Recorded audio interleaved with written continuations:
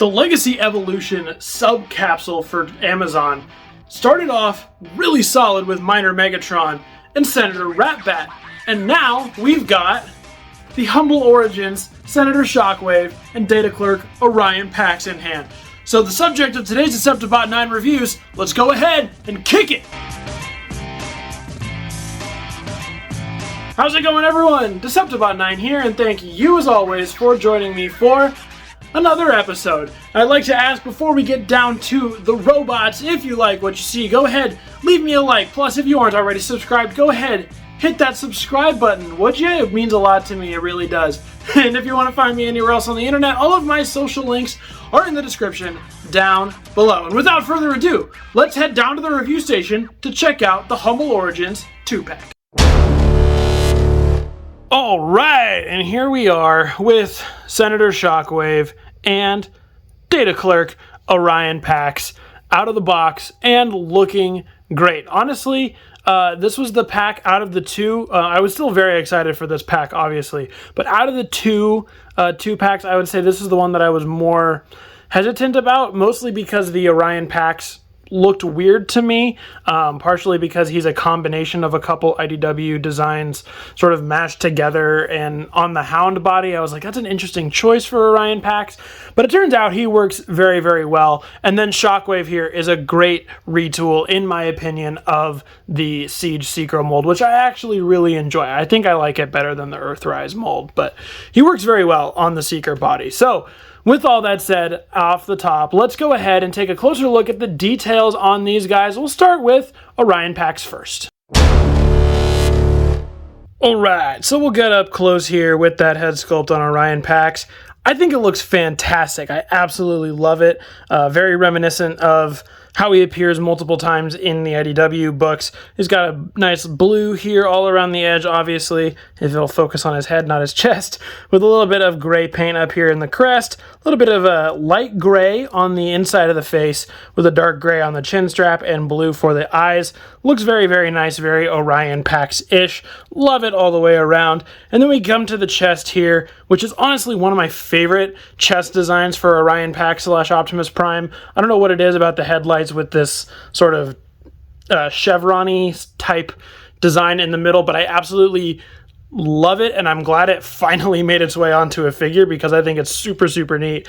Coming over here on the arms, we do get a little bit of molded detail going on here and there with some 5mm ports, all kind of around his arm, a little bit of detail, and here's the fist, molded in gray with some finger detail in there. Here's a gun, we'll take a look at that in a bit. Moving down here, a little bit of silver paint on the bottom of the chest here, molded plastic gray with a little bit of molded detail. We get blue on the hip with some yellow accents as is traditional for Optimus Prime / Orion Pax. Gray molding on the legs here with a little bit of detail there, and the rest of the legs are done up in this very nice Optimus Prime blue with some sweet molded detail going on there. And you can see here the wheels done in black and silver. If we take a look at the back of the figure, you can see not a whole lot going on, but you can see his windshield, what will be his windshield in the vehicle mode, as well as all this backpack stuff here in the gray with some nice molded detail on the back, to be completely honest there. So yeah, overall, Orion Pax looks fairly solid as an amalgamation of a few IDW designs. I do wish they had just, gone with one and did that, but I understand why they had to kind of combine a couple because they wanted to reuse a mold, so they got stuck with Hound. And I think it actually came out really, really well. So that's Orion Pax. Let's take a look at Shockwave. Alright, here we are with Senator Shockwave coming up first with that head sculpt, which itself looks terrific, and it looks very reminiscent of how he appears in the books. I just wish it was a little bit larger. Like, if we look at him, from this distance, for some reason that head just seems a little too small for kind of the rest of his body, the way it is, how bulky it is, rather. So I wish the head was just a little bit larger, but the sculpt work and the detail work on it is very, very nice, very IDW. We get this lighter blue up here at the top with the little white crest, white face, blue eyes, looks tremendous. Even got a little bit of molded detail in the back pauldrons here that is retained from the original Seeker mold, I believe. And then a lot of the stuff going on here on the arms, all this molded detail panel lining, I believe is also very reminiscent of the original mold. It's on the original mold. The chest is brand new though, looks very, very nice. I love all the detail and all the paint here. You can see we got red, we got a lighter blue, we got a darker blue, even though it's still pretty light. It looks very, very, very nice all the way around. Coming down here to the hips area, we got, you know, all this panel detail in here. We got this molded detail as well as some blue and silver paint going on there. Well, this one is molded in blue with a little bit of white paint. These ones are painted blue. You can kind of tell the difference there. And then we move down here to the legs, and we can see on the thighs, this is painted white. I'm not sure what color it's molded in, but it is painted white. It's just kind of weird. You can really tell that it's paint. I don't feel like that part needed to be painted, so I'm not sure why they did. Moving down, there is nice detail on it though. Moving down to the legs, not lots of nice molded detail on there. Absolutely love the way the legs look. They're molded in the blue with a little bit of that white paint going on there. You can see the hands here as well. These also seem like they're painted, molded in a different color. I can't tell. I think it's maybe the blue. They're molded in blue but painted white. I'm not sure why the hands just couldn't be white, but oh well. Also on the side of his arms, I forgot to mention, you get these little wing pieces that are reminiscent of his original design. In IDW, they are painted white and red. I think they look really nice. I think they're a neat addition. Of course, we'll come back down here to the feet. Typical Siege Seeker feet. Nice detail on them there. You got the little thruster there on the bottom and the heel spur on the back. And then, of course, coming to the back, you're stuck with the, you know, the traditional Seeker stuff going on back here. We get the three thruster going on. We got the windshield, the whole backpack assembly. But instead of wings, he's got these big sort of intake pieces, I guess, rather. They still are on the same joints as the wings, though, from the Seeker mold. So you can pose them however you like. You can put them straight up. You can close them all the way back like this. Or you can, you know, sort of get a little wild with it, put them at an angle. However you want to do it, you can freely pose those things all around. So yeah, that's Shockwave, and let's bring Orion Pax back in here. Yeah, so there we go. We got a closer look at both of them. I think they are pretty stunning. I think they're both great reworks of Siege molds. They're both Siege molds, obviously. I think they work very, very well. So we'll go ahead now and take a look at which mostly comes from Orion Pax. Shockwave's accessories are technically his wing pieces, but those are meant to be part of his body, so don't really count those as accessories. So Orion Pax is getting the brunt of the accessories here, and for the most part, I mean, one of them is just the same gun that we get with all the Siege Hound molds, so it's that same sort of blaster with the big old barrel on the side. Again, you can put it on either side however you want to have that displayed. Certainly could do that, but yeah, it's got molded detail in it. It's just done all in black as per usual. I think it looks fine. It looks nice. It feels a little different from the usual sort of ion blaster that we're going to get with Orion Pax, so I think it's cool. But the real kicker here is his axe. I love this axe design. I think it's really fantastic. I reviewed the Thrilling 30 Orion Pax not too long ago, and this is the same axe design that he has, but I think this one looks cooler, despite the fact that these are painted. Here, let's bring that original axe in. So we've got the two axes here. You know, they're actually very similar in size, and I love how they look. You know, this one over here is the translucent, which obviously looks better, but I think the orange paint looks pretty good too. But I really love this. I love the front guard on it more so than just the stick. It gives it a little bit more of a battlefield to me, which is really, really sweet. And, you know, technically he is named Data Clerk Orion Pax, and why a Data Clerk would need a big old axe and a big old gun, I don't know, but you could very well think of this as Police Officer Orion Pax, and they may not have wanted to put that on a packaging, so he got stuck with Data Clerk. So that's going to be all for accessories. I wish Shockwave did come with something, but he doesn't really use a lot of stuff oftentimes in his appearance in the comics, at least the ones I've read, so I'm fine with how they are. But yeah, there we go. So let's go ahead now and cover.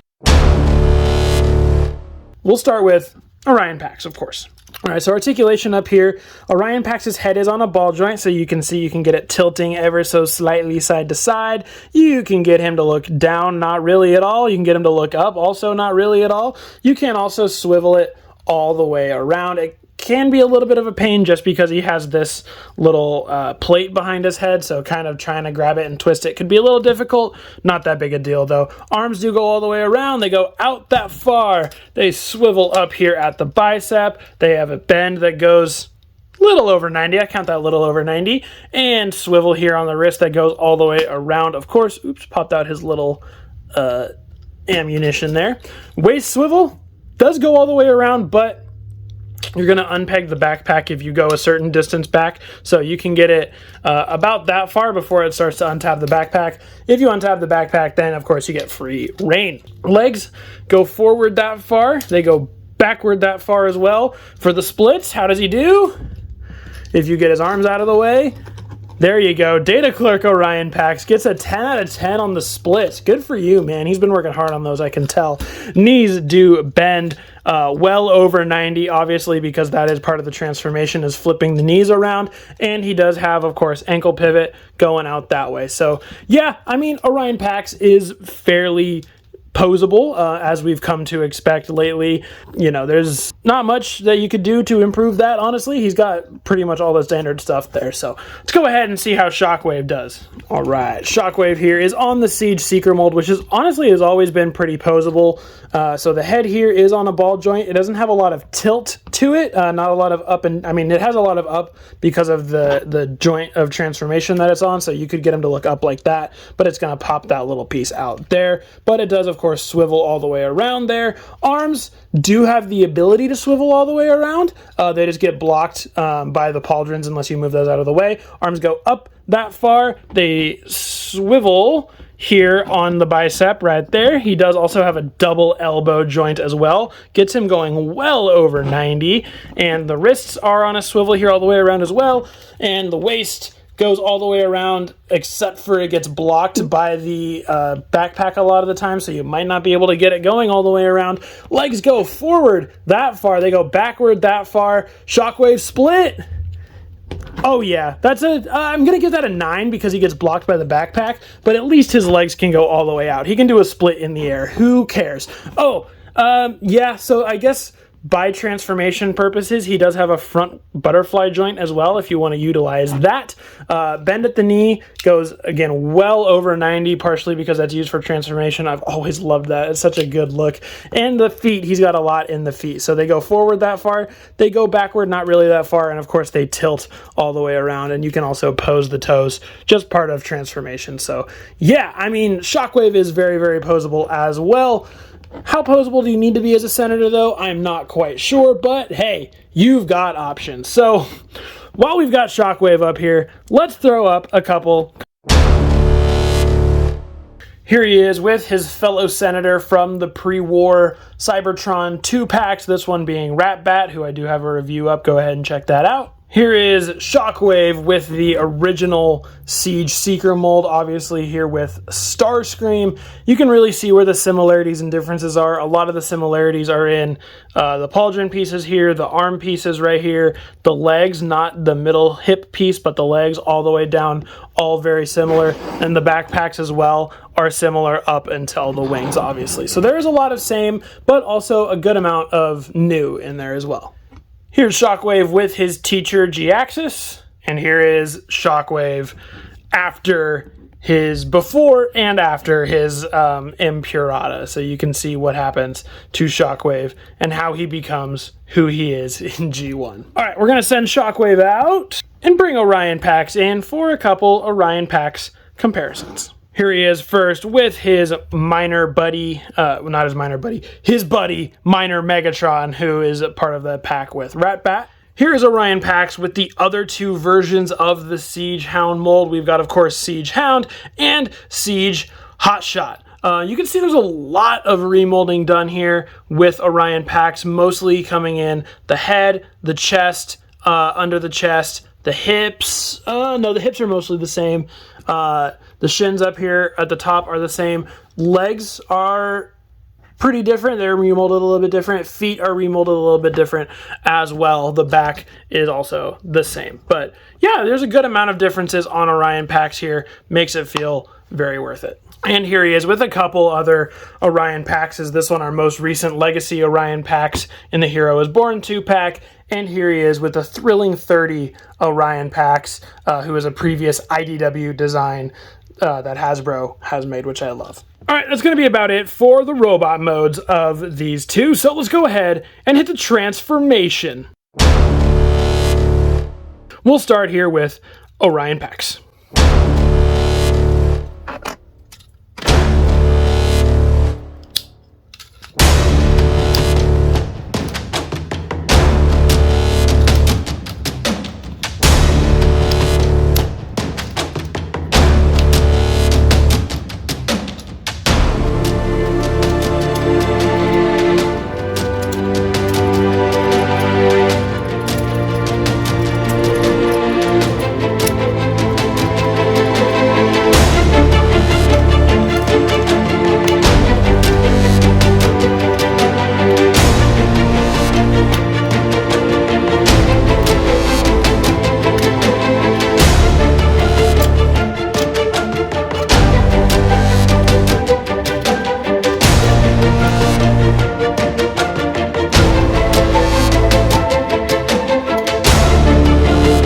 There's Orion Pax transformed up into vehicle mode. Now let's do Shockwave.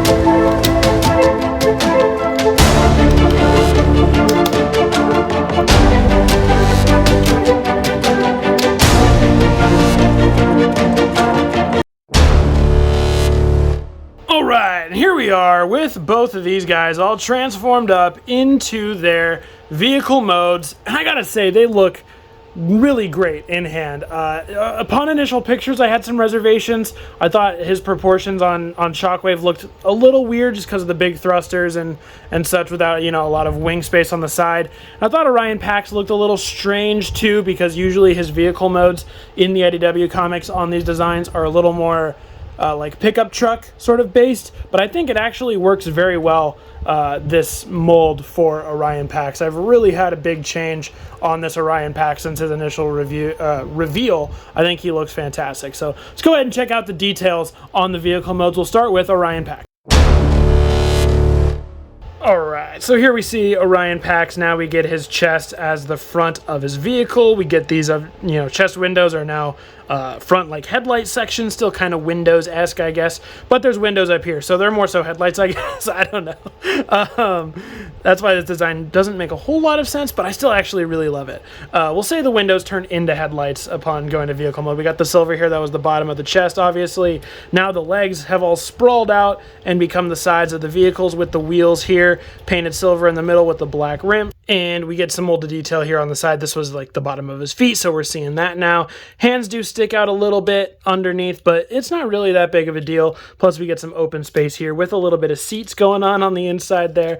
On the back, you can just see a little bit. Here's his knees. And on the underside, robot kibble, we get a little bit of fists, hips, and his face under there. And as you can see, all the weapons do store up here on the top. You can put the gun right here. You can store the little ammo section there on the back, and the axe just kind of rests up on the top. So yeah, I mean, he all compacts up very well. He looks very, very nice. I do actually really enjoy this vehicle mode for Orion Pax. I think it's a neat change, and I'm really enjoying it. Let's check out Shockwave. All right, coming in here with Shockwave. A lot of it is relatively unchanged from how the Siege Seekers looked. I love the blue and red color scheme, though, with a little bit of lighter blue up here on the windshield. We, of course, get the vent piece right here, the flat top of the Siege Tetrajet. Coming in here, you can see, of course, these are his knees. Get a little bit of white that carries underneath here, obviously, what were his shoulder pauldrons. We get the little intakes here on the front with the big sort of rest of the intake on the back with some good molded detail on it. Here, the arms are just hanging out, and you got our little fins now sticking out to the side, which I do like. A lot of people complained that it's like, oh, well, how does he fly with these big things and these tiny wings? It's a Cybertronian vehicle. How does this fly? You know, it's it's a Cybertronian vehicle. Our Earth laws don't apply to it. I think it's really cool. I like to sort of just whoosh him around a lot. It's a lot of fun. Looking here on the bottom, you can see his legs are tucked up there. His feet are sticking out. And of course, on the back, we get our 3-prong thrusters here. This is his chest just hanging out. It does kind of suck, but oh well, what can you do? And of course, he's got his feet here. And all of these ports are, of course, blast effect compatible. You can put it in any single one of those ports and even down in the feet. So, yeah, I mean, I love the vehicles for them, honestly. I think they look really, really neat. I'm having a lot of fun with this pack, honestly. So, let's get those comparisons, huh? Here's Shockwave with his Senator friend Ratbat in their conspicuous flying vehicle modes that I don't think we ever see either of them transform in the comics. Shockwave with Tetrajet Starscream, with his teacher G-Axis, and with himself after torture. Alright, let's get Shockwave out of here and bring in Orion Pax. Here with Megatron as a drill tank, Mold Buddies, Hound and Hotshot, and a fellow Orion Paxies IDW design, G1.